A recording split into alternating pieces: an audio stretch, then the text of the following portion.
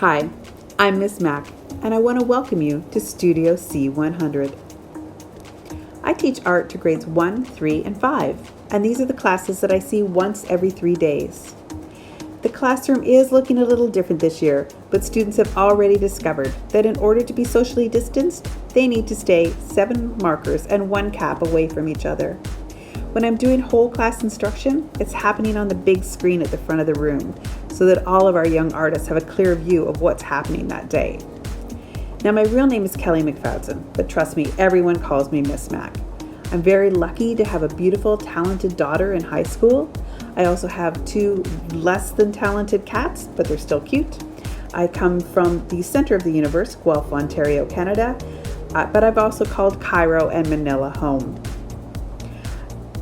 It seems like yesterday, but it turns out I've been here for 19 years and I'm still loving it. And this year I'm very happy to have the glamorous Miss Jojo and the talented Miss Zuby here to help us out in the classroom. Students will be regularly posting their work on Seesaw, so you can check it out there. Also, if you want to see what goes on day to day here in Studio C100, be sure to follow us on Instagram. As an art team, we want our students to appreciate craftsmanship and to make work that they're proud to take home. But it is the process of art making and thinking like an artist that is the focus of our learning. And finding joy in the creative process. It's one of the most important things that happens in our art studios. At SAS, we follow the National Core Art Standards. We approach these standards through the lens of the studio habits of mind. We start with develop craft.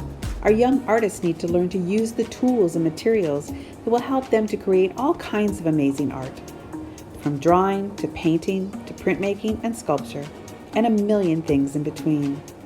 The next studio habit is engage and persist. This habit is about learning to develop and focus on helpful ways of thinking and persevering at tasks when things might be a little more difficult than anticipated. We want our students to be able to envision what it is they want to create, and then picture that idea in their head, and then to create the steps that are going to help them achieve that artistic goal.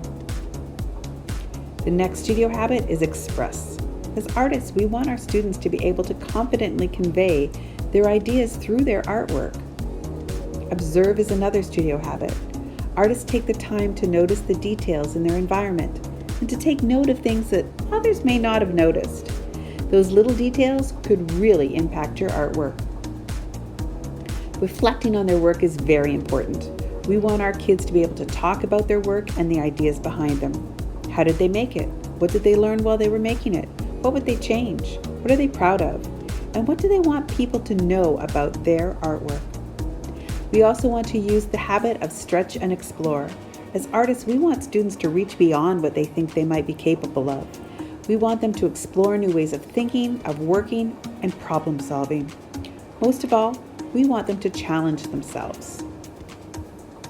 The final studio habit of mind is understand art worlds. It is important for our students to learn about the world of artists that have come before them and to realize that they're part of a global community by connecting with artists that are practicing today. Our elementary school rules of be kind, be safe, and be responsible continue to be practiced in the daily routines of our students in art class. This also applies to our current health and safety procedures of wearing a mask, keeping a safe distance, and sanitizing all the supplies and tools used by students. Now, we experiment with a wide range of tools and materials in our art room, and it is so much fun. But please believe us that despite our very best efforts, sometimes kids get messy. On art days, you might want to consider sending your artist to school in an older school uniform that you're not too precious about. Or it's okay to send them in a PE shirt too, since the red's a little more forgiving when it comes to hiding stains. You can also send them with an apron or an old smock or t-shirt to protect their clothes.